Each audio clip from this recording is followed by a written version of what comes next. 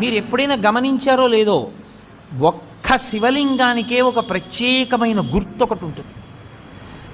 మీరు ఎప్పుడైనా చూడండి, అన్ని శివలింగాల మీద ఉండదు అలాగా. మీరు కొన్ని కొన్ని శివాలయాల్లోకి వెళ్ళినప్పుడు శివలింగం దగ్గరికి వెళితే దాని మీద కొన్ని గీతలు ఉంటాయి ఇలాగా.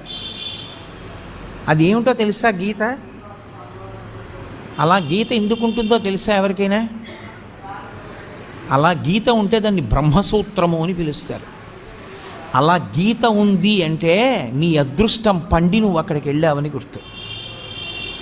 1000 మాటలు ఓ శివాలయంలోకి వెడితే నీకు ఎంత ఫలితమో, అలా గీతలు ఉన్నటువంటి శివలింగం ఉన్న గుళ్ళోకి వెడితే అంత ఫలితం.